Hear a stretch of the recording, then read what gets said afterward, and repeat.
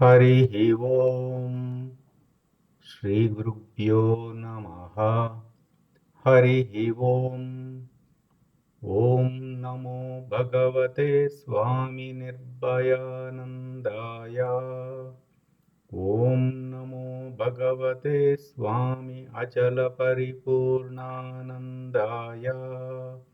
हरिः ओम्। गुरुर्ब्रह्मा गुरुर्विष्णुः गुरुर्देवो महेश्वरः गुरुः साक्षात् परं ब्रह्म तस्मै श्री गुरवे नमः।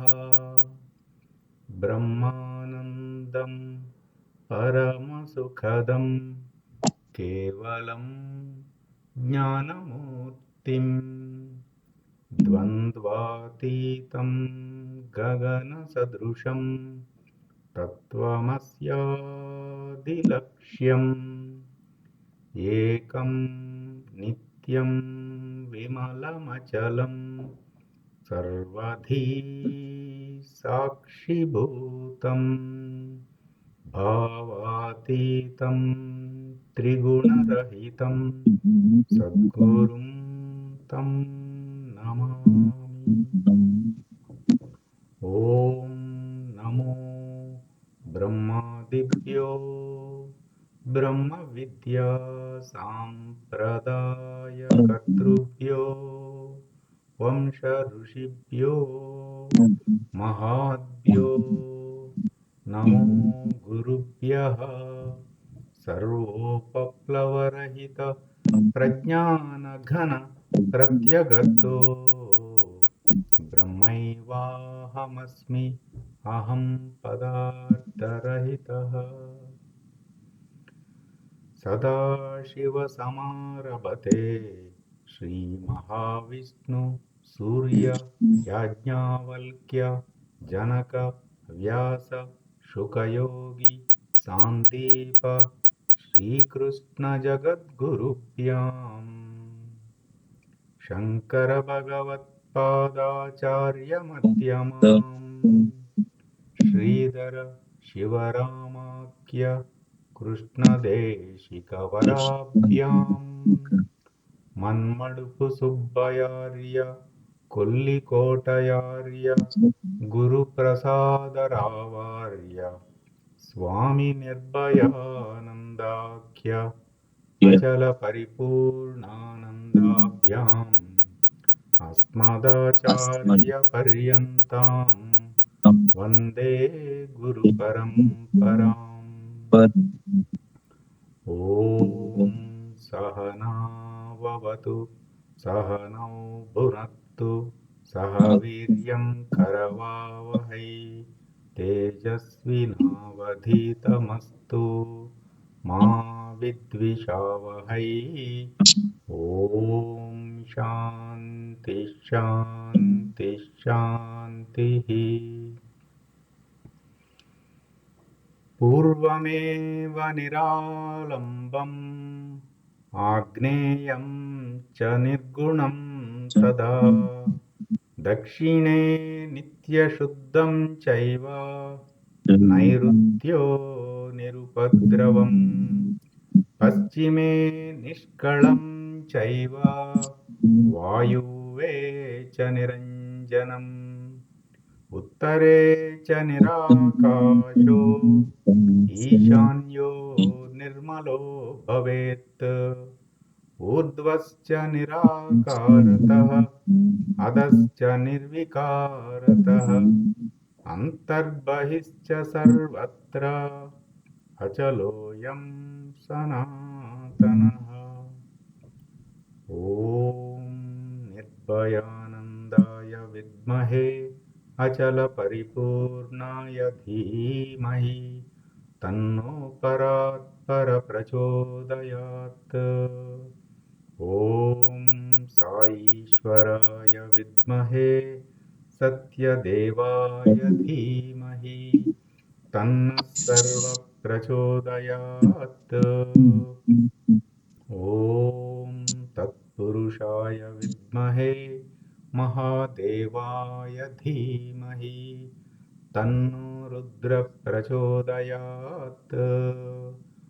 ॐ सद्गुरुरूपाय विद्महे ज्ञानबोधामृताय धीमहि तन्नो श्रीविद्यासागर प्रचोदयात्।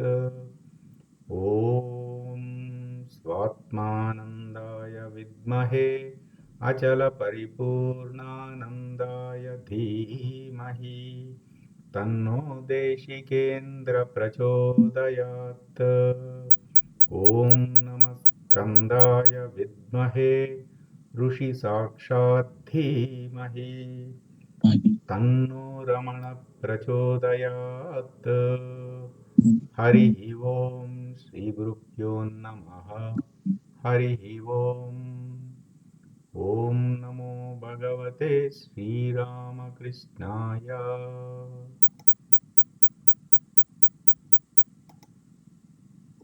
సాయిరామ్ అండి.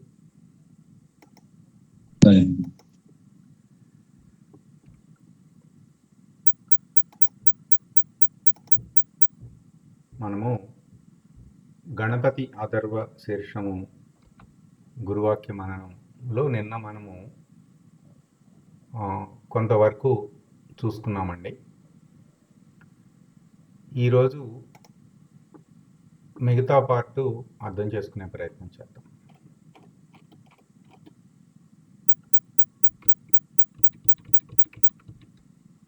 స్క్రీన్ కనిపిస్తుంది కదా మీకు?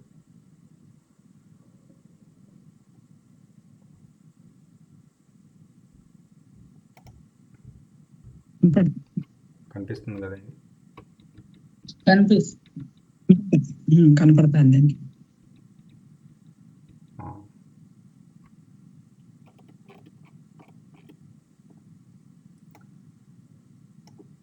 మొట్టమొదట శాంతి మంత్రము ఉపనిషత్తులకి ప్రారంభంలోనూ చివరిలోనూ చదవటం ఆనవాయితీ. అంటే మనము సత్సంగంలో కూడా ముందు ప్రార్థన, తర్వాత కూడా ప్రార్థన.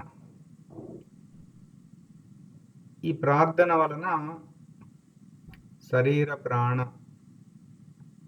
ఇంద్రియ సంచారం చేస్తున్నవా అక్కడ ఆ సంచారం నుంచి విరమించి హృదయస్థానం చేరుకోవటం జరుగుతుంది. ఇక్కడ ఈ పద్యానికి, ఈ శ్లోకానికి అర్థం ఏమిటండి? మా చెవులు మంచివే వినుగాక, మా కళ్ళు మంచివే చూడుగాక. ఎందుకని ఇలా చెప్పారు? అంటే ఇంద్రియ నిగ్రహం.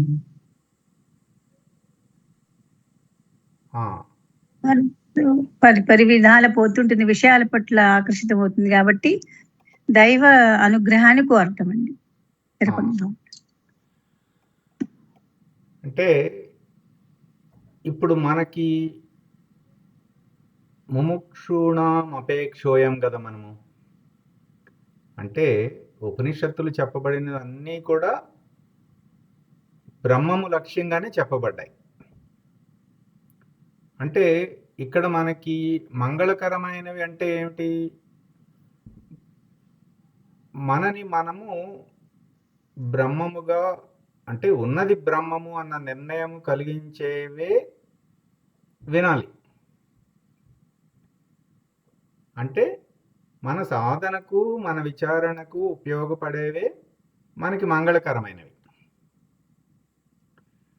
మరి అట్లా జరగాలంటే మనకి భౌతికంగా అనుకూలించాలి, ప్రకృతి మాత అనుగ్రహించాలి కదా. ఇప్పుడు మనము కూర్చుని సత్సంగము మననము చేసుకుంటున్నామండి. ఇలా మనం 1 గంట సేపు కూర్చుని గురువాక్య మననం చేసుకోవాలంటే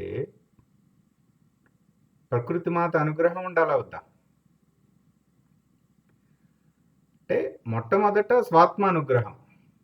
అంటే మనకు మనము అనుకోవాలి. అంటే మనలో ఆ దైవీ శక్తులు, అసుర శక్తులు 2 ఉంటాయి. ఈ దైవీ శక్తికి ఓటేయటం ద్వారా మనము సమాయత్తపరుచుకుని, అది స్వాత్మానుగ్రహం. ఆ తర్వాత ప్రకృతి మాత అనుగ్రహం కూడా ఉండాలి కదా. అంటే ఆ సమయానికి మనము ఇప్పుడు మామూలుగా ఏమిటంటే మనము ఉన్నదాన్ని గుర్తించము. కౌంట్ యువర్ బ్లెస్సింగ్స్ అంటే రోజులో ఆహారం నింపుకోవటానికి రోజంతా శ్రమ పడితే కానీ ఆహారమే లభించదు. ఒకవేళ లభించినా ఒక ఉపనిషత్తు చదివి గురువు దగ్గర విని అంత సమయము ఆ స్థితి కూడా లభించకపోవచ్చు. మరి ఇదంతా దైవానుగ్రహం, ప్రకృతి మాత అనుగ్రహం కదా మనకి.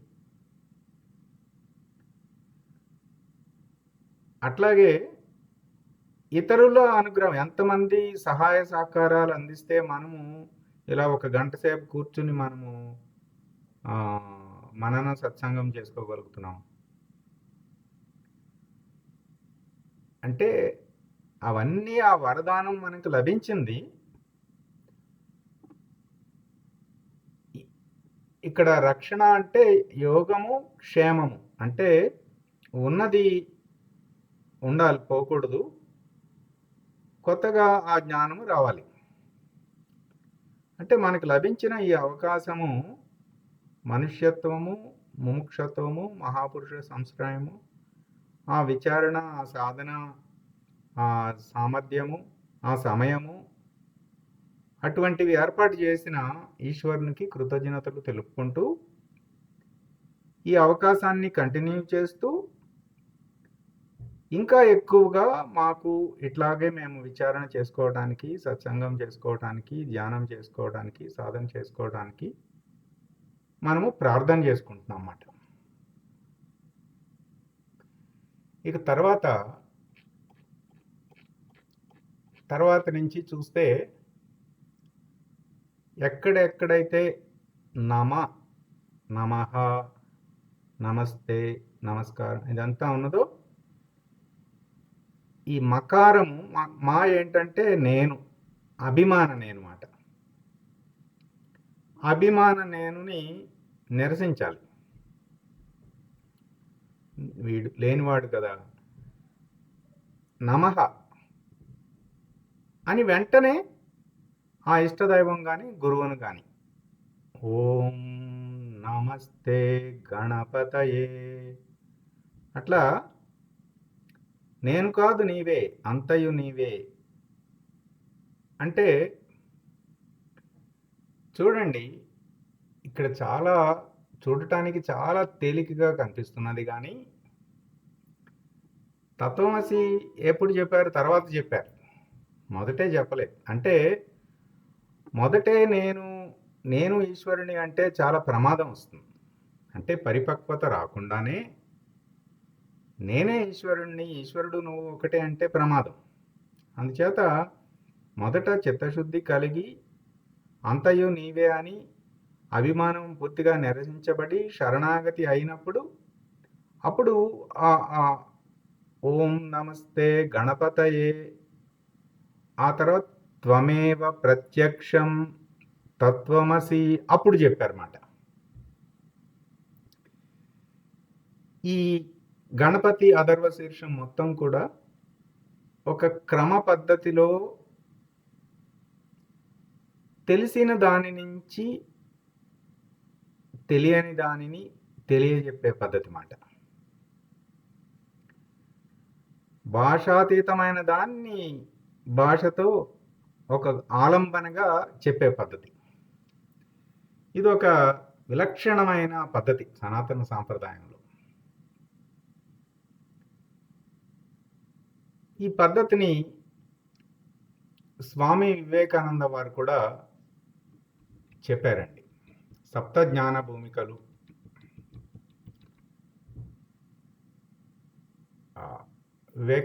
స్వామి వివేకానంద గారు న్యూయార్క్లో the real and the apparent man అని ఒక బోధ చేస్తూ, అట్లాగే మన గురుదేవులు సప్తజ్ఞాన భూమికలు అన్న బోధ చేస్తూ ఈ రెండిట్లో ఈ విషయం చెప్పబడింది. అంటే ఇది అర్థం చేసుకోకపోతే మనకేమనిపిస్తుందంటే, ఏమిటి ఇవి ఒకటే చెప్తున్నారు కదా, అటు తిప్పి ఇటు తిప్పి అటు తిప్పి ఇటు తిప్పి చెప్పిందంతా ఒకటే కదా, ఏమిటి ఇందులో అని అని ఒక తర్కం వస్తుంది. అట్లా కాదు. మనము ఉన్న దృష్టి, మన ప్రస్తుత దృష్టి, ఆ దృష్టి పరిపక్వత చెందుతూ ఉన్నది. దృష్టి పరిపక్వత చెందే కొద్దీ ఏది ఉన్నది ఏది లేదు అనేది మారుతూ ఉంటుంది. అర్థమవుతుందండి? అవునండి. ఏది ఉన్నది ఏది మారుతోంది అనేది గమనించేటువంటి సామర్థ్యం పెరుగుతుంది. అప్పుడు ఆ తర్వాత పదాలు వేస్తారు. చూడటానికి అన్నీ ఒకటే చెప్తున్నా, మొత్తం పరమాత్మ గురించే కదండి మొదటి నుంచి చివరి వరకు చెప్పిందని మామూలుగా స్థూలంగా చూస్తే అనిపిస్తుంది. కానీ స్థూలంగా చూసే దృష్టి నుంచి కదా ప్రారంభమైంది గణపతి ఉపాసన. అక్కడి నుంచి ఎక్కడికి మా పరబ్రహ్మ నిర్ణయం వరకు,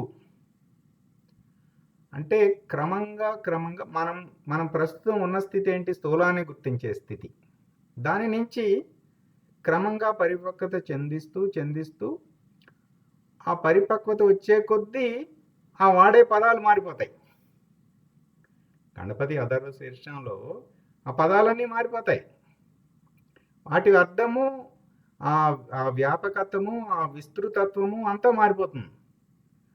పదంకి, వాక్యానికి మారిపోతుంది. చివరికి వ్యాపకత్వం అయిపోతుంది. ఇది ఒక మార్మిక పద్ధతి, ఒక విలక్షణ పద్ధతి అండి మన ఋషులు అందించింది. ఇది ఇక్కడ చూస్తే సప్తజ్ఞాన భూమికలు అనే బోధలో చెప్పారు గురువు గారు. అంటే ఉన్నది ఒకే వస్తువు. 25గా చెప్పబడినప్పటికీ ఉన్నది ఒక్కటే. అయితే మనం చూసే దృష్టి భేదం వలన ఆ ఒకటి ఏంటో వివిధ దశలలో తోస్తుందన్నమాట. ఇప్పుడు మొదటి చూడండి, ఉన్న వస్తువు ఈ రెడ్ కలర్ స్క్వేర్ ఉంది కదండి, ఇది కొద్దిగా రెక్టాంగిల్గా ఉంది, ఏదో ఒకటి. ఈ రెడ్ కలర్, ఇందులో మొట్టమొదట గుర్తించింది నేను శరీరము అని. మనసును కూడా గుర్తించాము, కాస్త అక్షరజ్ఞానం ఉంది కాబట్టి నేను శరీరము, మనసు కూడా ఉన్నది సూక్ష్మంగా. కానీ ఆత్మ అనేది ఏంటో నాకు తెలియట్లేదు, అదేదో వేరైనది అని మొదటి స్టేజ్లో. ఆ తర్వాత క్రమంగా మనము విచారణ, సాధన, అధ్యయనము, ఈ సల్లక్షణాలతో మనం ముందుకు వెళ్ళే కొద్దీ పరిపక్వత చెందిన దశలో దృష్టి మారుతుంది, దృష్టి పరిణతి చెందుతుంది. నేను శరీరం అనేది స్వానుభవ నిర్ణయంగా నిరసించేస్తాం. అందుకే స్ట్రైక్ ఆఫ్ అయిపోయింది. అది చూసారా ఇక్కడ? స్ట్రైక్ ఆఫ్ అయిపోయి అది కొట్టేశాము. ఇక ఇప్పుడు మనసు ఉంది, అంటే ఆలోచించే మనసు ఉంది. ఆలోచన రాహిత్యం ఇంకా అవలేదు. ఆత్మ అన్నది అదేదో ఉంటుంది, పుస్తకాల్లో చెప్పారు, పెద్దలు చెప్తూ ఉంటారు. ఆ తర్వాత పరిణతి చెందగా ఈ మనసును కూడా నిరసించబడిపోయి, ఈ మనసు కూడా లేనిదే, ఆలోచనలు వస్తూ ఉంటూ పోతున్నాయి కదా, అది లేనిదే అని చెప్పేసి ఆత్మగా స్థిరపడటం జరుగుతుంది. ఉన్నది ఇదే, ఎప్పుడు అంతకుముందు ఉన్నది ఇదే, కానీ దాన్ని మనసుగా గుర్తించాము. అంతకుముందు శరీర మనసులుగా గుర్తించాము. ఈ మూడో దశకు వచ్చేసరికి ఆత్మగా గుర్తించాము. ఇంకా పరిణతి వచ్చేసరికి ఉనికి అంతే. అంటే దానికి ఆత్మ అని ఒక పేరు కూడా పెట్టం ఇక. ఉండుట అంతే. అంటే నేను ఉండుట అనేది ఎక్కడైతే ఇక్కడ ఉండుట అంతే, ఉనికి. ఇంకా ఇంకా పరిణతి చెందేసరికి ఇక ఇక ఏమీ లేదు, ఇక అసలు ఏమీ లేదు, ఉనికి కూడా లేదు. ఒక ఆవరణ మాత్రం ఉన్నదండి.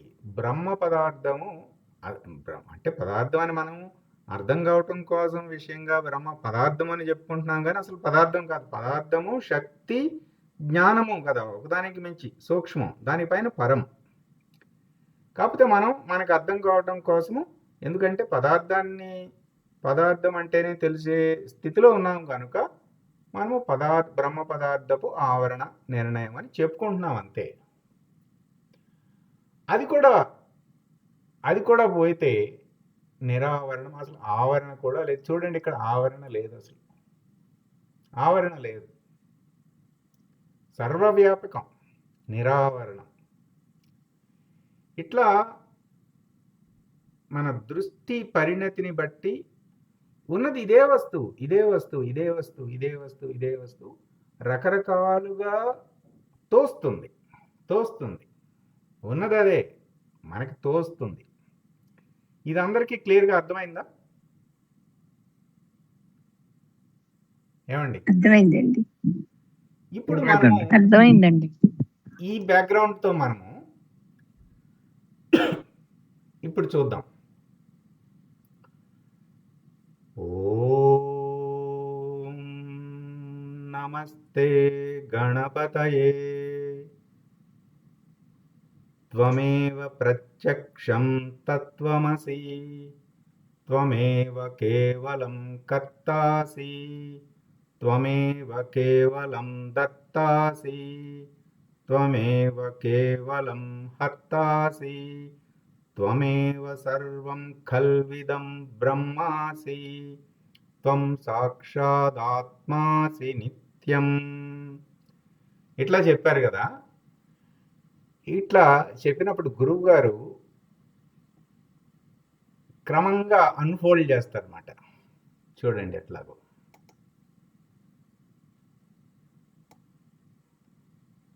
గణపతి అంటే ఏంటో నిన్న చెప్పేసుకున్నాం మొత్తం. ఇప్పుడు తత్వమసి, దీనికి ఇది తెలుసుకోవడానికి ఆ తత్వమసి కంటే ముందు ఏమన్నారు? ప్రత్యక్షం. ఏంటి ప్రత్యక్షం అంటే? ఏంటంటే చేతిలో ఉసిరికాయ ప్రత్యక్షం.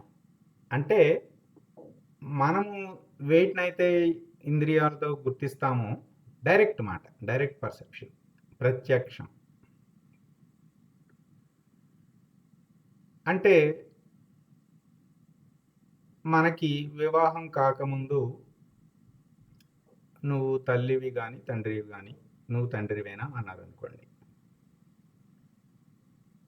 ఆ ఎక్స్పీరియన్స్ లేదు, అంతే కదా. అంటే ప్రత్యక్ష అనుభవం లేదు, తండ్రిగా ప్రత్యక్ష అనుభవం లేదు, తల్లిగా ప్రత్యక్ష అనుభవం లేదు. అయితే పరోక్షంగా తెలుసు, ఎందుకంటే మనం కూడా ఒక తల్లిదండ్రులకు జన్మించాము, చూస్తున్నాము మన చుట్టూతా ఉన్న ప్రపంచంలో తల్లిదండ్రుల్ని. ఆ తల్లి తండ్రి అంటే ఏంటో ఒక అవగాహన ఉంది, తెలియక లేదు, కానీ అది పరోక్షంగా తెలుసు తల్లి తండ్రి అంటే ఏంటో. అంటే డైరెక్ట్ పర్సెప్షన్ కాదు, చూసి విన్నవి విచారణతో తెలుస్తుంది. అంటే నేను ఎప్పుడు మా అమ్మాయితో అంటూ ఉంటాను, నువ్వు తల్లి తండ్రి స్థితికి వస్తే కానీ నేను చెప్పేది నీకు అర్థం కాదని. అంటే ఒక చైల్డ్ సన్గా కానీ డాటర్గా కానీ ఉన్నప్పుడు ఎంత చెప్పినా అర్థం కాదు, వాళ్ళు తల్లి తండ్రి అయితే కానీ తెలీదు. అవునండి కాదా? అప్పుడు అవునండి. అది అనుభవం ఉండలేదు కాబట్టి ఆ! అలా తెలుసుకోలేరు. చూచాయిగా తెలుస్తుంది అంతే. తండ్రి అంటే ఏంటో, తల్లి అంటే గాని, వాళ్ళు తల్లి, వాళ్ళు తండ్రి అయినప్పుడు అప్పుడు ప్రత్యక్షం అది. అది ప్రత్యక్షం. అది అనుభవపూర్వకంగా తెలుస్తుంది. ఆ! అంటే మొదట ప్రత్యక్ష అనుభవం కాదు, పరోక్ష అనుభవం. ఆ తర్వాత గృహస్థాశ్రమం స్వీకరించి, ఆ ధర్మంలో భాగంగా తల్లి, తండ్రి అయ్యామండి. అంటే ఏమైందక్కడ? అంతకుముందు పరోక్షంగా ఉన్నది కాస్త ప్రత్యక్షం అనుభవం అయిపోలా? చేతిలో ఉసిరికాయ. అంతకుముందు పరోక్షం, తండ్రి అయిపోయాక చేతిలో ఉసిరికాయ. అర్థమైందా? పరోక్షం కాస్త ప్రత్యక్షం అయిపోయింది ఇప్పుడు. పరోక్షం ప్రత్యక్ష అనుభవం అయిపోయింది. ఇలా పరోక్షం ప్రత్యక్ష అనుభవం అయిపోవటమే అపరోక్షం. అంటే డైరెక్ట్, ఇండైరెక్ట్, నాన్ డైరెక్ట్, ఈ రెండు వేరు. అపరోక్షము వేరు, పరోక్షము వేరండి. అపరోక్ష అనుభూతి ఏంటంటే పరోక్షము ప్రత్యక్షముగా అయినప్పుడు, అంటే తల్లి అనుభవం, తండ్రి అనుభవం వచ్చినప్పుడు అది అపరోక్షం, అపరోక్ష అనుభవం. తండ్రి అనుభవాన్ని, తల్లి అనుభవాన్ని ఊహించినప్పుడు పరోక్షం. ఆ పరోక్షం ప్రత్యక్షం అయినప్పుడు, డైరెక్ట్గా సెల్ ఎక్స్పీరియన్స్ అయినప్పుడు అపరోక్షం. ఇది తెలుసుకోవాలి. ఇది చెప్పినప్పుడు ఏమంటున్నారు? త్వమేవ ప్రత్యక్షం తత్వమసి. ఇప్పుడు చూద్దాం.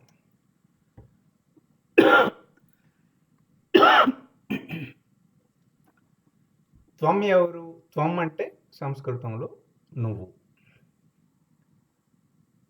తత్ అంటే అది, ఏది పొందవలసినది, ఏమిటి? బ్రహ్మం. నువ్వు, త్వం. ఇక్కడ ఉన్న స్థితి ఏంటి? దేహమే నేనుగా ఉన్న స్థితి. అంటే జీవుడు ఉన్నది, జగత్తు ఉన్నది, ప్రపంచం ఉన్నది. ఆ జగత్తు ఈ జీవుడికి భిన్నంగా ఉన్నది. భిన్నం ఎప్పుడైతే అభిన్నం అన్నామో అపేక్ష, ఆ ద్వంద్వాలు అన్నీ వచ్చేస్తాయి. ద్వంద్వ ప్రకృతి స్వభావం. ఈ త్వము నిజానికి ఆ తత్ యొక్క ప్రతిబింబమే. మనం ఇంతకుముందు ఆత్మబోధ మననంలో చెప్పేసుకున్నాం. ఆ జ్ఞాత ప్రకాశం వల్లనే ఈ అంతఃకరణం ప్రభావితమై వ్యవహరించగలుగుతుంది అని. మరి తత్తేమో బ్రహ్మము అనుభవం సిద్ధించలేదు. పరోక్షం గురువాక్యము, శాస్త్రవాక్యము ఆధారంగా చూచాయిగా తెలియబడుతుంది. మరి అసి అంటే ఏంటంటే త్వము తత్ అసి. ప్రత్యక్షం అంటే మనం చూసుకున్నాం, ఇంద్రియముల చేత తెలుసుకోబడగలిగినది. పరోక్షమేమో ఇంద్రియముల చేత తెలుసుకోబడనది. అపరోక్షమేమో తెలుసుకోబడనది, తెలియబడటం. ఇప్పుడు మన ఎవరికైనా తండ్రి అంటే ఏంటో చెప్పమంటే చెప్పలేము. నీకు తర్వాత తెలుస్తుంది లేరా, నువ్వు కూడా గృహస్థాశ్రమం తీసుకుంటే అప్పుడు నీకు తర్వాత తెలుస్తుంది. తెలుసుకోబడనిది తెలియబడటం అంటే మన కాన్షియస్గా మనకి ఎక్స్పీరియన్స్ అవ్వట్లేదు. ప్రత్యక్షం అయితే కాన్షియస్గా ఎక్స్పీరియన్స్ అవుతుంది, పరోక్షం కాన్షియస్గా తెలియదు. ఈ జీవుడు ప్రత్యక్ష జ్ఞానము, బ్రహ్మము పరోక్ష జ్ఞానము. ఎప్పుడైతే ఈ తత్తు అనే బ్రహ్మము, ఆ పరోక్షము ప్రత్యక్షమైందో అప్పుడు ఆ తెలుసుకోబడినది, తెలియబడినది, ఆ తత్వము ఏకమైపోయింది, జీవ బ్రహ్మైక్యం అయిపోయింది. ఆ జీవ బ్రహ్మైక్యం అయిపోయాక ఆ స్థితిలో నిలబడటం ఉండటం అంతే. ఇది ఒక క్రమంగా జరిగే జ్ఞానంలో 3 స్థితులు మాట ఇది. అంటే ఆ ఆ తత్తు ఈ త్వము ఒక్కటే అనేది అపరోక్ష జ్ఞానం. జీవ బ్రహ్మైక్యము అపరోక్ష జ్ఞానం, ఆత్మ సాక్షాత్కార జ్ఞానము అపరోక్ష జ్ఞానం. ఈ అపరోక్ష జ్ఞానాన్ని జ్ఞానపూర్వక కర్మాచరణ ద్వారా మనము సిద్ధింపజేసుకుంటాం. అపరోక్ష జ్ఞానములో ఉండుట, అసి అంటే ఉండుట, అది నీవే అయి ఉన్నావు, ఉండుట. దాన్నే తత్వము ప్రత్యక్షమగుట. తత్వము ప్రత్యక్షమగుట అంటే ఏంటంటే, ఈ త్వం అనేది పరోక్షంలో ఉన్న తత్తును తెలుసుకోగలుగుతుందా? తెలుసుకోలేదు. కానీ విచారణ ద్వారా, సాధన ద్వారా, అధ్యయనం ద్వారా, గురువాక్యం, గురు సన్నిధిలో గురు కృపచే ఆ తత్తు ప్రత్యక్ష జ్ఞానంలోకి వచ్చినప్పుడు ఈ త్వంకి అపరోక్ష జ్ఞానం కలిగింది. అప్పుడు తత్ని ప్రత్యక్ష జ్ఞానంలోకి మార్పు చేసి, అంటే ఏమైందంటే ఈ బుద్ధి దానికి ఇంద్రియాతీతమైన, బుద్ధి ఏమో ఇంద్రియమో కదా అది కూడా, కానీ ఇంద్రియాతీతమైన ఆత్మేమో ఇంద్రియాతీతమైన స్థితి, బుద్ధేమో అది ఇంద్రియము. కానీ ఈ బుద్ధిని మనము చెప్పుకున్నాం కదా, మనము వివేకానందుల వారి ఒకసారి చూపిస్తాను.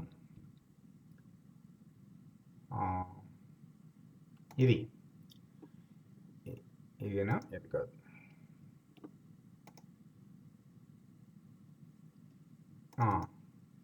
ఇక్కడ ఈ మనసు అంటే మా బుద్ధిని ఇక్కడ వేరుగా చూపలేదు, మొత్తం అంతఃకరణం అనుకోండి. ఇది అది కనిపించటం లేదు, అది ఆత్మ అయిపోయింది.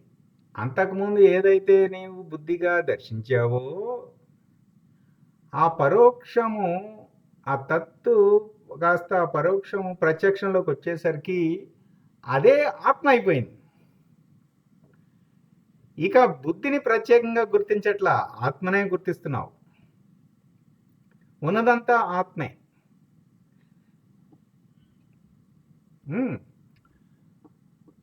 ఇప్పుడు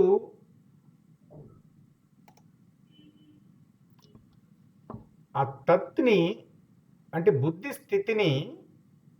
స్థితిని ఆత్మస్థితిలోకి మార్చటమే అపరోక్ష జ్ఞానము. అదే తత్వం ప్రత్యక్షం అయింది. ప్రత్యక్షం, ఈశ్వరుడు ప్రత్యక్షం అయ్యాడు నాకు అంటే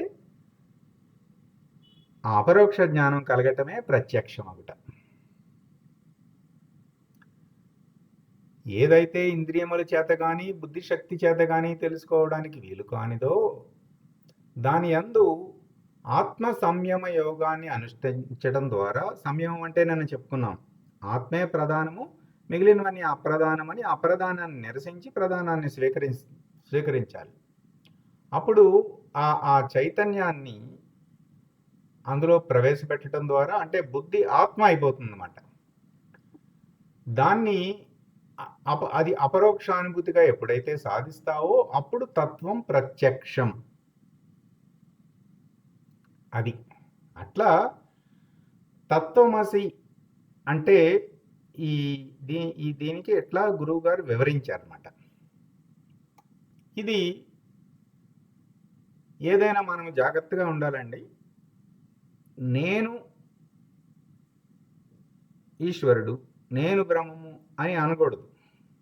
ఉన్నది బ్రహ్మము, నేను లేనివాడను. ఉన్నది బ్రహ్మము, ఉన్నది ప్రకాశము, ఉన్నది గురుసత్తా అనాలి. కానీ ఇట్లా రాకూడదు, మళ్ళీ అదొక విక్షేపం అయిపోతుంది. అర్థమైందా ఇక్కడ తత్వమసి? ఆ తర్వాత ఏం చెప్పారు? త్వమేవ కేవలం కర్తాసి త్వమేవ కేవలం దత్తాసి త్వమేవ కేవలం హర్తాసి. అంటే ఇక్కడ కర్త అంటే మామూలుగా మనం చెప్పుకునే ఈ క్రియలు చేసే కర్త కాదు. ఎక్కడ చెప్తున్నారండి ఈ మాట? బ్రహ్మము దగ్గర చెప్తున్నారు. అంటే అంతకుముందు మనకి ఆలోచనలు ఉత్పత్తి అంటే రాకడ, ఉండుట, పోవుట, ఆలోచనలు మనసునే గుర్తించాం. వృత్తులు, చిత్త వృత్తులు, అభిమానం, శరీరాభిమానం, ఇవన్నీ కూడా ఇంకా పైకి వెళ్ళిపోతే సృష్టి స్థితి, ఉండుట, సృష్టి లయము, ఉత్పన్నము, వ్యవహారము, లయము. ఆ సృష్టిని ధరించిన వాడు బ్రహ్మం.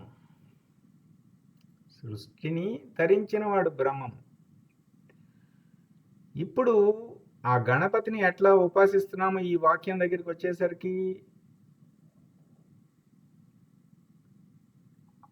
తాను బ్రహ్మముగా ఉండి తన సన్నిధి విశేషము చేత సృష్టి ఉద్భవిస్తున్నది. సృష్టే తానుగా సృష్టిని ధరించిన ధర్త ఆ తర్వాత ఆ సృష్టిని కూడా లయం చేసుకుంటున్నాడు. తాను మాత్రం కేవలముగా ఉన్నాడు. కేవలముగా ఉన్నాడు. ఉండి ఆ తర్వాత ఇంకో మాట, ఒక్కొక్క మాటకి పైకి తీసుకెళ్ళిపోతున్నారు. త్వమేవ సర్వం ఖల్విదం బ్రహ్మాసి. అటువంటి బ్రహ్మముగా ఉన్నావు. ఆ కర్త, దర్త, హర్త కూడా కాదు, ఆ వ్యవహారం కూడా చేయటం లేదు. బ్రహ్మముగా ఉండుట అది చెప్పి అక్కడ త్వం సాక్షాదాత్మాసి నిత్యం. ఎప్పుడు ఉండేవాడు, ఎప్పుడు ఉన్నావు. సృష్టి రాకముందు కూడా ఉన్నది నిత్యం. చూడండి, సృష్టి రాకముందు కూడా ఉన్నది. అంత విస్తృతంగా చెప్పేశారు. మరి సృష్టి రాకముందు కూడా ఉన్న బ్రహ్మము స్థితిలో గురువు సత్తా పనిచేస్తూ ఉంటుందన్నమాట. ఇప్పుడు సృష్టి రాకముందు, సృష్టి స్థితి లయంలో అయిపోయాక, ఎప్పుడు సృష్టి ఉన్నప్పుడు ఉన్న తత్వము సృష్టి లయం అయిపోయాక కూడా ఉన్నది గురుసత్తా.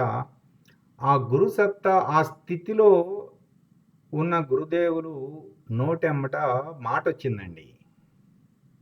ఆ మాట ఋతం ఋతం ఋతం వచ్మి. ఆ మాట, ఆ పలికిన మాట ఎవరు? బ్రహ్మము. ఋతం వచ్మి అంటే గురువాక్యమే ప్రమాణం అండి. శాస్త్రం కూడా గురువులు రాసిందే కదా, నోటితో చెప్పకుండా రాసిందే కదా. లేదంటే వాళ్ళు నోటితో చెప్పింది వేరే వాళ్ళు రాశారు, లేదు చెప్పింది విన్నారు, కాలక్రమంలో ఈ రాయటం వచ్చాక రాశారు. ఏదైనా గురు గురు గురువు వచ్మి, గురువు పలికిందే కదా. సారీ,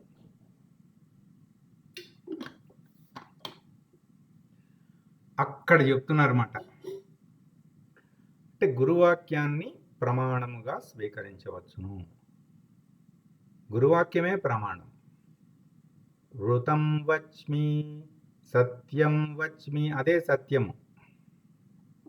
ఇక చూడండి, అవత్వం మాం అవవక్తారం అవశ్రోతారం అవధాతారం అవధాతారం అవానూచానమవశిష్యం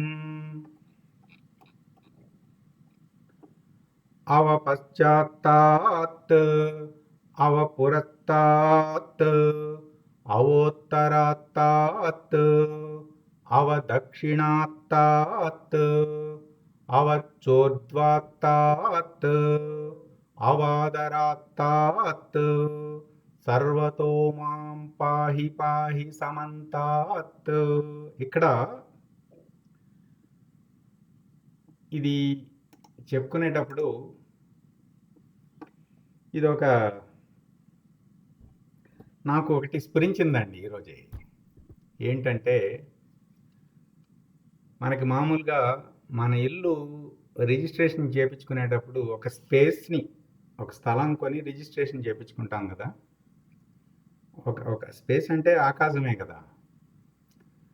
ఆ రిజిస్ట్రేషన్ చేయించుకునేటప్పుడు ఎట్లా రిజిస్టర్ చేస్తారండి వాళ్ళు? ఎలా చెప్తారు ఆ స్పేస్ని? తూర్పు పక్క రోడ్డు ఉండి సరిహద్దులు చెప్తారు. సరిహద్దులు చెప్తారు. పడమర పక్క మామిడి తోట ఉంటుంది, దక్షిణ పక్క ఏమో ఒక కాలువ ఉంటుంది, ఎడం పక్క పబ్లిక్ రెవెన్యూ ల్యాండ్ ఉంటుంది. ఈ మధ్యలో ఉన్నదే నీది అంటారు. అంటే స్పేస్ని చెప్పాలంటే అది ఉనికి కదా, అది బ్రహ్మము కదా, భాషకు అతీతమైనది కదా. దాన్ని చెప్పటానికి వ్యవహారికంగా చాలా తెలివిగా పెట్టాడండి సిస్టమ్. సరిహద్దులను చెప్పవచ్చు, మళ్ళీ ఆ పక్కవాడి సరిహద్దు రిజిస్ట్రేషన్ చేయాలంటే వాడికి ఇది ప్రమాణం అవుతుంది.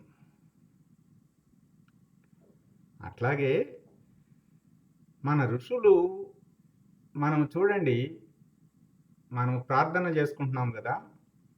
ప్రార్థన చేసుకునేటప్పుడు సంకల్పం ఏమిటి? మనం ఏదై ఉన్నామో ఆ లక్షణాలు చెప్పుకుంటున్నాం కదా ప్రార్థనలో. ఎలా చెప్పాలి? భాషకు అతీతమైనది కదా అది. దాన్ని ఎలా చెప్పాలి? సరే, పూర్వమేవ నిరాలంబం, తూర్పున నిరాలంబం, ఆధారమే లేదు. ఆగ్నేయం చ నిర్గుణం తదా, ఆగ్నేయం నిర్గుణము. ఇట్లా నిత్య శుద్ధము, అన్ని దిక్కులు, పైన కింద మొత్తం అన్ని సరిహద్దులు. అంటే ఇటు నాలుగు దిక్కులు, మళ్ళీ 4 మూలలు, పైన కింద అని చెప్పేసి, మళ్ళీ ఇంకా లోపల బయట అంతర్బహిశ్చ సర్వత్ర అచలోయం సనాతనః. చూసారా ఎంత చక్కగా ఋషులు భాషకు అందని దాన్ని ఎట్లా అందించారు. అది చెప్పడానికి కుదరదు, కానీ దాన్ని అందించాలి. వీడికి తెలిసినవి ఏమిటి? గుణములు. కానీ అది గుణము కాదు, నిర్గుణం. అంటే అన్ని ఆపోజిట్ వేసేసారన్నమాట. ఎక్కడికి అంటే తెలిసినది గుణము. చూడండి, ఇవన్నీ కూడా తెలిసినవే మనకి. ఆలంబన అంటే తెలుసు, గుణము తెలుసు, ఉపద్రవం అంటే తెలుసు, ఏదో జరిగిపోతుంది అనే ఉపద్రవం వచ్చేస్తుంది.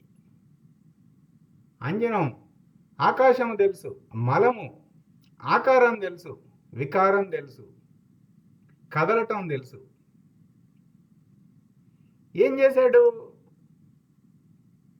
వీడికి ఇవన్నీ తెలుసు కదా. నువ్వు ఏదైతే అంటున్నావో దానికి ఆపోజిట్. నువ్వు ఎన్ని దిక్కులైతే చెప్తున్నావో అన్ని వైపులా, అంతటా, అన్ని కాలములందు ఏదైతే ఉన్నదో అది. ఇట్లా చెప్పారన్నమాట. ఇప్పుడు గురువాక్యం చూద్దాం. అప్పుడు కైవల్య స్థితిని అందించే అపరోక్ష జ్ఞానానికి నీవు కర్తవు. దేహమే నేననే అజ్ఞాన భావంతో కర్త కాదు. ఎక్కడెక్కడైతే కేవలము అని ఉంటే గనక నేను లేదు, ఉండుట అంతే. నేను ఉండుట కాదు, ఉండుట. అన్యము లేదు, అసి పదం, అసి మాత్రమే. ఇక నీవు లేదు, నేను లేదు. నేను రమణులు చెప్పారండి, భగవాన్ రమణులు, నేనని అన్నామా నువ్వని అనాల్సిందే, నువ్వని అన్నామా వాడని అనాల్సిందే. ఫస్ట్ పర్సన్ వస్తే సెకండ్ పర్సన్ వస్తుంది, సెకండ్ పర్సన్ వస్తే థర్డ్ పర్సన్ వచ్చేస్తుంది. ఈ మూడు వస్తే అన్నీ వచ్చేస్తాయి. అందుచేత ఉండుట అంతే. అయితే క్రమంలో మొదట నేను ఉండుట, నేను ఉన్నది ప్రకాశము, మొదట ఆ స్థితికి వెళ్ళాలన్నమాట. మొదట కొరివి కట్టే వరకు వెళ్ళాలి. ఆ తర్వాత కొరివి కట్టె కూడా కాలిపోవటం, అది నాహం. కోహం, సోహం, నాహం కదా గురువు గారు చెప్పిన పద్ధతి. ఎట్లా కైవల్యాన్ని నిర్వచించారండి. ఇక తర్వాత తీసుకెళ్ళిపోతున్నారండి. ఇక అంటే కైవల్యం కూడా లేకుండా చేసుకోగలిగినటువంటి పరబ్రహ్మం. అంటే ఇక ఇక్కడి నుంచి పై మాటలండి, పరం వైపు తీసుకెళ్ళిపోతున్నారు. ఇక పైన వచ్చే మాటలన్నీ కూడా త్వం వాంగ్మయస్త్వం చిన్మయః అంటే బీజాక్షరాలన్నీ కూడా ఓంకారం నుండి కదా వస్తున్నవి. మనము ఇక్కడ చెప్పుకున్నాం కదా నిన్న బ్రహ్మాండ పంచీకరణంలో, ఈ లం వం రం యం హం ఆ పైన ఓం, ఆ ఓం నుండే ఇవన్నీ కదా. ఈ మహేశ్వరుడు ఆదిశక్తి దగ్గర ఉన్నది ఈ ప్రణవం. ఆదిశక్తి దగ్గర శబ్దముతో సృష్టించబడింది మహేశ్వరుడి దగ్గర, ఆదిశక్తి దగ్గర. కానీ దానికన్నా పరమైనప్పుడు పరాశక్తి అక్కడ సహస్రారము దగ్గర నిశ్శబ్దం అన్నమాట. మనకి ఆజ్ఞా దగ్గరే మనకి ఓంకారం, సహస్రారం దగ్గర నిశ్శబ్దో బ్రహ్మముచ్యతే. ఆ తర్వాత ఇంకా భూమ, ఆ తర్వాత స్థితి. అంటే ఈ మూడు త్రికోణం అన్నమాట. ఆజ్ఞ, సహస్రారము, శిఖ, భూమ, ఇది త్రికోణం. అక్కడికి తీసుకెళ్ళిపోతున్నారు ఇప్పుడు తర్వాత. అంటే వాంగ్మయం అంతా కూడా, వాంగ్మయము ఈ ఏ ప్రణవం నుంచి వచ్చిందో అక్కడ చిన్మయ, అక్కడ ఆనందమునకు సాక్షి. ఇప్పుడు త్వం ఆనందమయస్త్వం బ్రహ్మమయః త్వం సచ్చిదానందాద్వితీయోసి. అసలు రెండోది లేదు. త్వం ప్రత్యక్షం బ్రహ్మాసి. అక్కడ చూడండి, అంటే ఈ అంతకుముందు ఏమన్నారండి, త్వమేవ ప్రత్యక్షం తత్వమసి. అక్కడ తత్తు త్వము ఉన్నాయి, అక్కడ ప్రత్యక్షం. ఇక్కడికి వచ్చేసరికి ఏమైపోయింది, ఇంకా వ్యాపకం. త్వం ప్రత్యక్షం బ్రహ్మాసి, బ్రహ్మము అపరోక్షం అయిపోయింది. త్వం జ్ఞానమయో విజ్ఞానమయోసి. ఇక్కడికి వచ్చేసరికి ఇంకా విస్తృతంగా గురువుగారి మాటల్లో అన్నమనే ఆవరణకు లొంగిపోయినవి అన్నభూతములు. అన్నము పరబ్రహ్మ స్వరూపం అని దర్శించిన వాడు బ్రహ్మమును అధిగమించినవాడు. బ్రాహ్మీభూత స్థితిని అధిగమించుట పరం మాట. ఇక్కడ ఈ స్థితిలో కనపడుతున్న సమస్తాన్ని బ్రహ్మముగా అనుభూతమైతే, అంతకుముందు ఏమంటున్నాము, మనోమయ కోశం, నాకు ఆలోచనలు ఉన్నాయి, విజ్ఞానమయ కోశం. అక్కడ చెప్పుకున్నాం మనోమయం, విజ్ఞానమయం. ఇక్కడ అది కాదు, అది బ్రహ్మమే. మనోమయము బ్రహ్మమే, విజ్ఞానమయము బ్రహ్మ, అంతయు బ్రహ్మ. అసలు ఇది మనసు, ఇది విజ్ఞానము కోశము, ఈ పంచకోశాలే లేవు, అసలు ఉన్నదంతా బ్రహ్మము. అక్కడ జగత్తే బ్రహ్మము. చూడండి ఎక్కడికి తీసుకెళ్ళిపోయారు. జగత్తు కూడా బ్రహ్మము రూపంలో సత్యమే. అంతకుముందు ఏంటి, బ్రహ్మ సత్యం జగన్మిథ్య. ఇప్పుడేంటి, పరంలోకి వెళ్ళిపోతే జగత్తు కూడా బ్రహ్మమే. అంతకుముందు నువ్వు ఏదో చూసి నువ్వు ఆ, పాము అనుకున్నావు కదా, తాడుని చూసి. అప్పుడు ఏమైంది? నీకు కలలో కనిపించిన పాముగా భ్రాంతిగా అది కూడా బ్రహ్మమే. బ్రహ్మము చేతే అది ఆ అనుభవం నీకు వచ్చింది. నీవు నిత్యమైన ఆత్మవు. దేహభావన తీసేస్తే ఆత్మభావన మిగిలింది. బ్రహ్మం పరోక్షం. అంటే దేహభావన ఉన్నది, దాన్ని తీసేయాలి. అప్పుడు బ్రహ్మం పరోక్షంగా ఉంది. ఆత్మభావం ఎప్పుడైతే వచ్చి నీకు తీసేయటాలు లేవు, ఏమీ లేవు. ఇక ఆత్మభావంలో బ్రహ్మమునందు అంశీభూతుడు. ఇక మాట్లాడు మాట ఆత్మగా ఉండుట అంతే, తీసేయడం లేదు. ఇక బ్రహ్మం అపరోక్ష జ్ఞానము. ఇది గురువాక్యం మాట. ఇది ఋతం వచ్మి అంటే ఇది. ఇక్కడ ఆ గురు సత్తాని, గణపతి స్వరూపాన్ని ఆ గురువుగా ఆశ్రయించాలి. మరి గురుదేవులు ఎవరు? మనము ఆ గణపతినే గురువుగా మనము అర్చన, మంత్రజపం. ఇక్కడ ఆశ్రయించిన సాధకుడు ఎవరండి? ఇక్కడ చూడండి, చాలా ఈ మాట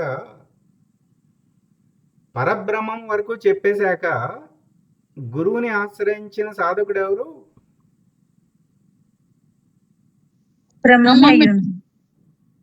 ఈశ్వరుడు.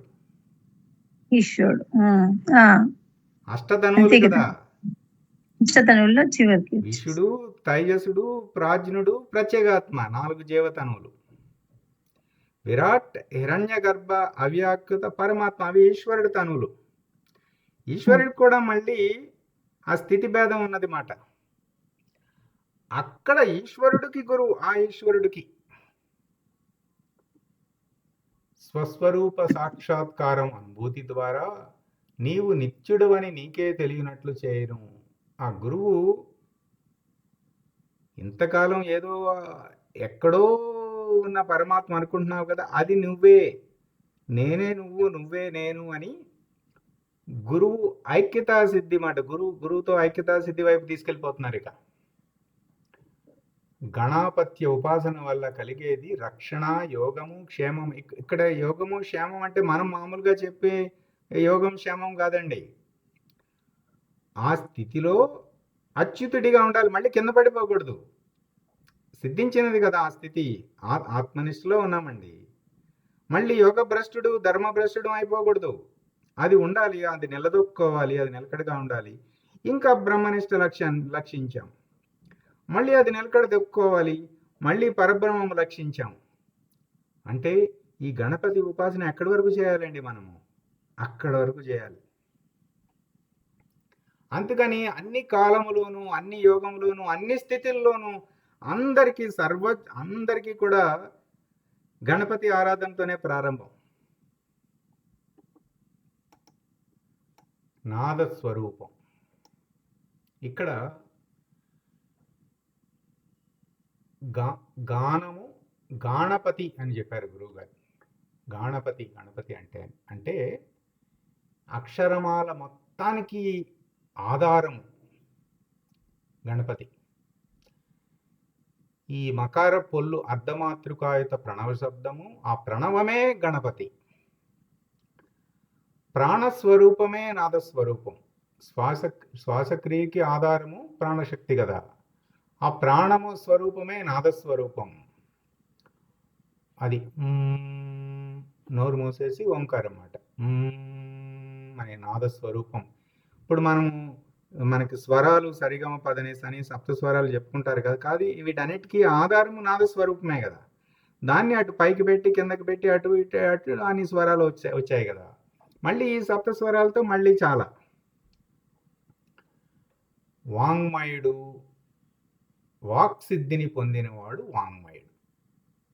ఇక్కడ ప్రతి అంటే ఇక్కడ గురువు గారు చెప్పారండి, మనము సాధకులము, మనము ఎదిగే కొద్దీ, పరిణతి చెందే కొద్దీ ఈ మాటలలో యుక్తాయుక్త విచక్షణతో ఉండాలి మాట.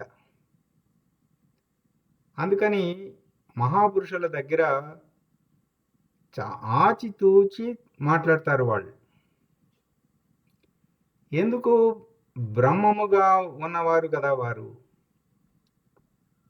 వారి మాట దైవీ చైతన్యము ఆ మాట ద్వారా ప్రకటితమవుతుంది. ఆ చైతన్యము ఆ శబ్దం ద్వారా వచ్చి ఆ శృతి చెవిలో ప్రవేశించి ఆ వ్యక్తిలో గురువు స్పర్శ ద్వారా కానీ శబ్దము ద్వారా కానీ అంటే మాట ద్వారా వాక్ ద్వారా లేదు చూపు ద్వారా కానీ చైతన్యముతో ప్రభావితం చేయగలిగే సామర్థ్యత ఉన్నవారు గురువు. అందరూ చేయలేరండి. వారు గురువులు. ఎవరైతే ఒక వీక్షణం చేత కానీ ఒక స్పర్శ చేత కానీ ఒక ఒక మాట చేత కానీ చైతన్యంగా ప్రవేశించి ఆ మార్పు తీసుకురాగలరు వాళ్ళు గురువులు.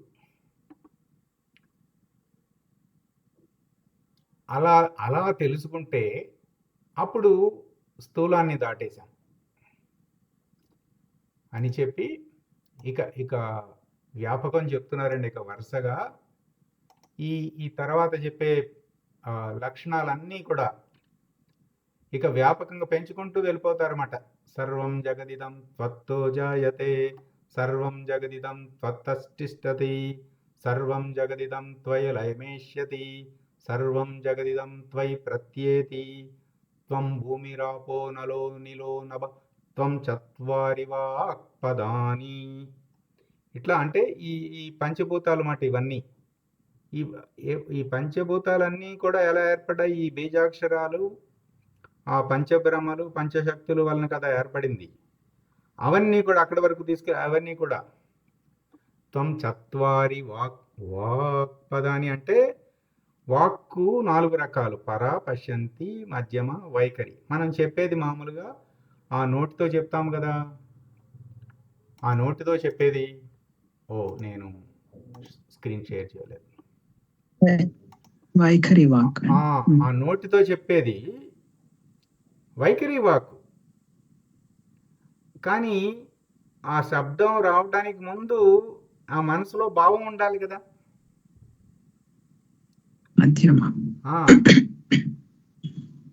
మరి దానికి భావానికి ముందు స్ఫురణ ఉండాలి కదా. ఆ స్ఫురణకు ముందు ఆ పరం అంటే మనము ఇప్పుడు చెప్పండి, నిజంగా మనము మాట్లాడుతున్నామా, మాట్లాడించబడుతున్నామండి? మాట్లాడించబడుతోంది. అది మరి క్రెడిట్ ఎవరికి ఇవ్వాలి? అలాగే ఇవ్వాలి, గురు సత్తాకే ఇవ్వాలి. కానీ మనం అందుకే నిన్న ఈ మధ్య పెట్టారు గురువు గారు, చేయబడుతున్నది జరుపబడుతున్నది అనాలి అని. చేస్తున్నాను. ఇక ఈ 6వ దగ్గరికి వచ్చేసరికేనండి ఇక విస్తృతంగా మొత్తం త్వం ఇది మొత్తం ఈ లక్షణాలన్నీ మనం సాధనలో సిద్ధింప చేసుకోవాలి. గురువుగారు అలా సిద్ధింప చేసుకుని మన ముందు నడయాడుతున్నారు. అది సాధ్యమే.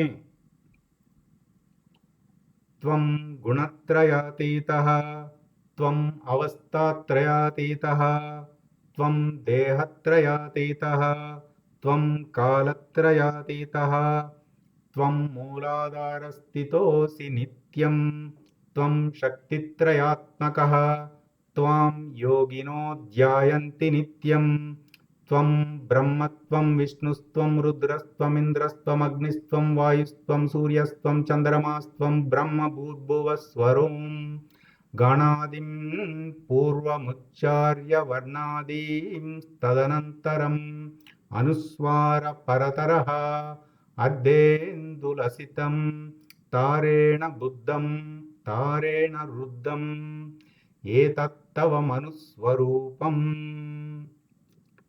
ఇక విస్తృతంగా ఇక టక చెప్పేశారండి. మొత్తం అన్నీ చిన్మయుడవు అంటే వాక్కుకి ఆ పరావాక్కుకి వాక్కు పైన మాట ప్రణవముకు ఆధారం. అంతకుముందు వరకు ఏంటి? ఆ ప్రణవము నుంచి అక్షరాలు వచ్చినాయి, అదంతా కదా.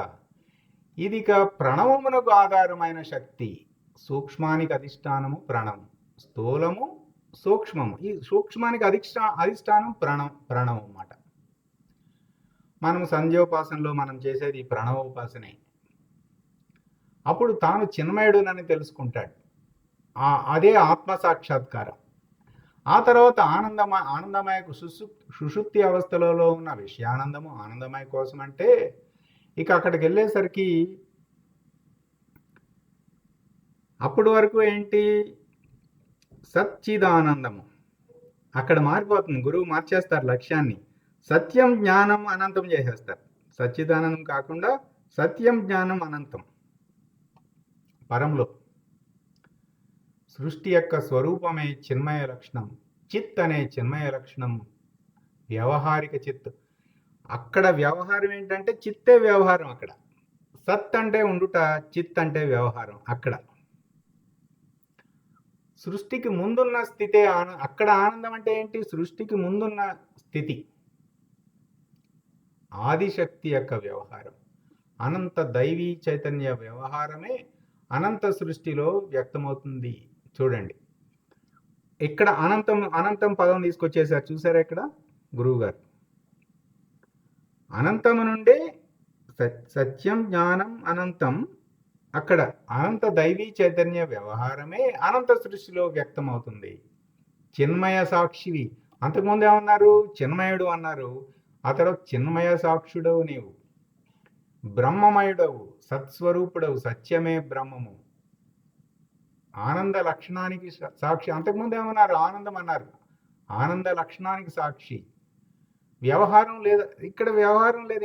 ఇక్కడికి ఎలా తీసుకొస్తున్నారు చూడండి. ఇక వ్యవహారం లేదు, ఇక ఉనికే. ఇక సదా శివోం. మనం రుద్ర నమ్మకం మొత్తం అయ్యాక ఏం చెప్పుకుంటామండి? అన్నీ చెప్పేసి సదా శివోం. సదా ఎప్పుడు శివము, అలా ఉండుట, అంతే ఉండుట. చతుర్విధ ముక్తులు స్వాధీనమగుట. ఏమిటి చతుర్విధ ముక్తులు? సాలోక్య, సారూప్య, సాయుజ్య ముక్తి.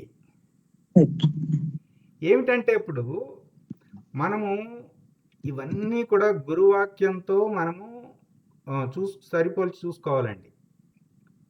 ఇప్పుడు మెలకువ, కళ, నిద్రలోనూ గురువాక్య స్ఫురణే ఉన్నదండి. గురువాక్యములతోనే మనం మననం చేస్తున్నాము, నిధిధ్యాసనం చేస్తున్నాము, శ్రవణం చేస్తున్నాము. మేలుకొన్న, నిద్రపోయిన కళలో కూడా అవే వస్తున్నాయి. మెలకువ, కళ, నిద్రలో అవే వస్తున్నాయి. లోకమే గురులోకం అయిపోయిందండి. గురువు అంటే జ్ఞానమే కదా. జ్ఞానం అంటే గురువు గారి మాటలే కదా. ఆ గురువు గారి మాటల్లోనే లోకంలో ఉండిపోయామండి. అప్పుడు ఏమైపోయింది? మనకి సాలోక్యముక్తి వచ్చేలా మనకి బయటికి ఇక్కడే ఉన్నాడు. ఆ విజయవాడలోనూ, హైదరాబాద్లోనూ, బెంగళూరులోనూ ఉన్నాడు. బయటికి లోకంలో, ఈ లోకంలో. కానీ ఆ విహరిస్తున్నది గురు లోకంలోకి వెళ్ళిపోయాడు.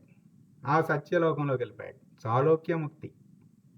సామీప్యముక్తి. సామీప్యముక్తి మళ్ళీ గురువు గారి దగ్గర ఏదో దగ్గరగా కూర్చోవాలని కాదు, శారీరకంగా కాదు. గురువు కేవలం జ్ఞానమూర్తి. జ్ఞానం కదా గురువు.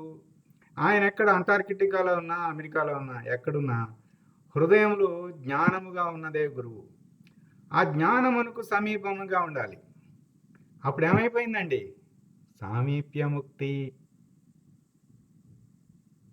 ఏ రూపం? గురువు సాకారమా, నిరాకారమా? సగుణ సాకారము నుంచి నిర్గుణ నిరాకారము వైపుకి వచ్చేసాను చూడండి. ఇప్పుడు మనం చివరికి వచ్చేసరికి ఎలా మొదలు పెట్టాము? విఘ్నేశ్వరుడు ఇక్కడ నిర్గుణ నిరాకారము. గురువు కూడా రూపమేమున్నది? భువని రూపం అని చెప్పాలంటే ఏమిటి? ఆ లక్షణాలు నిర్గుణము, నిరంజనము, అదే రూపం. ఆ లక్షణాలతో ఉన్నట్లయితే సాయుజ్యము అంటే పెద్దస్వామి గారు చెప్పారన్నమాట. సాగరు నేను ఒక్కటే అని మన వారు కొందరు చెప్పారు. ప్రత్యక్ష శిక్షలు నాతో చెప్పారు. అంటే మా ఇద్దరికీ భేదం లేదు. అంటే గురువు శిష్యుని ఏకత్వం అని గురువు చెప్పారన్నమాట. ఏకత్వం, చతుర్విధ ముక్తులు స్వాధీనమగుట, బ్రహ్మనిష్ట.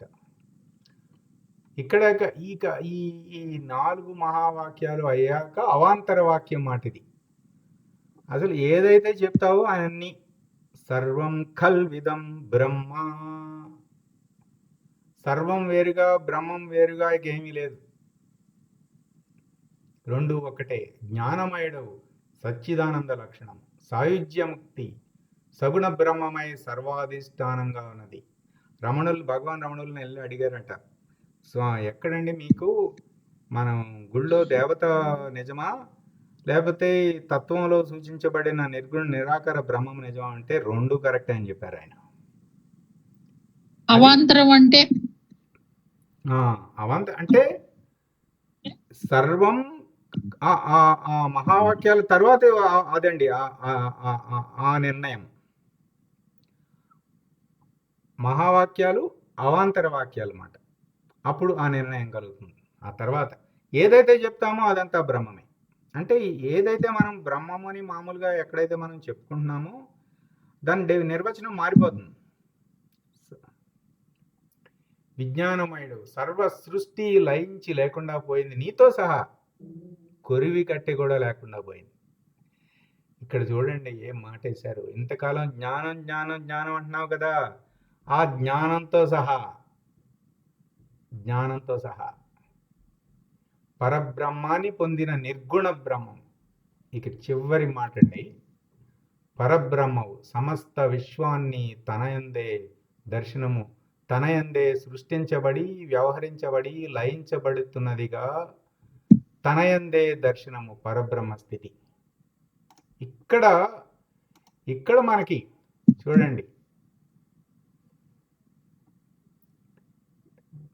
జ్ఞానము అజ్ఞానము ఈ రెండింటికి అతీతంగా ఉంటుందన్నమాట. అక్కడ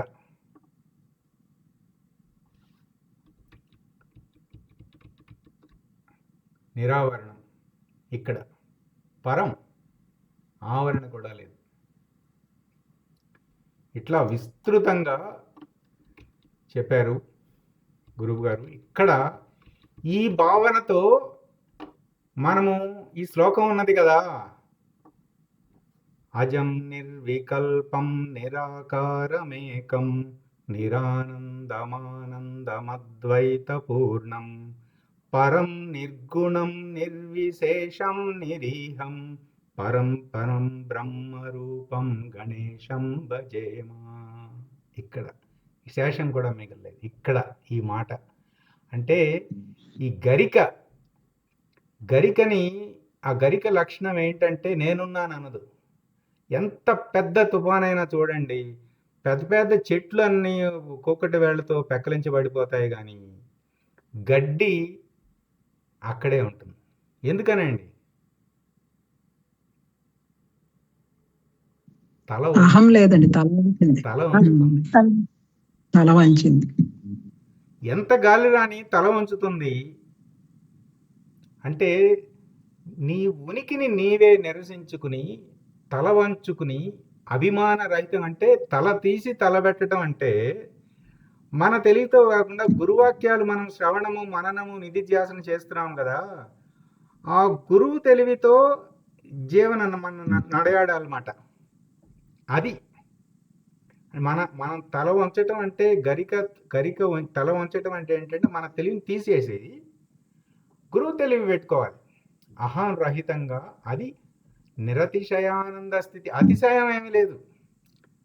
అంతకుముందు వరకు ఆనందం అంటే ఏంటి? ఏదో ఒకటి అయితేనే ఆనందం, ఏదో ఒక అతిశయం కావాలి. ఏ అతిశయం నిరతిశయానంద స్థితిలో ఈ నిర్ణయం పొందాలి. ఇట్లా గురువుగారు ఈ గణపతి అథర్వ శీర్షంలో చెప్పారండి. పూర్ణమంత్రము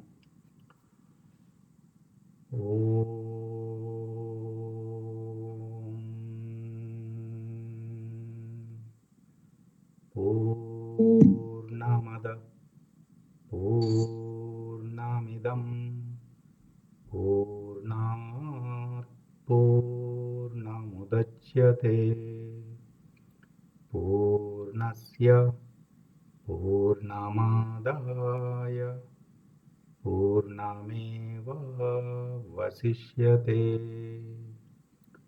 ఓం తత్సత్. ఓం శాంతి శాంతి శాంతి. హరి ఓం. శ్రీ గురుభ్యో నమః. హరి ఓం.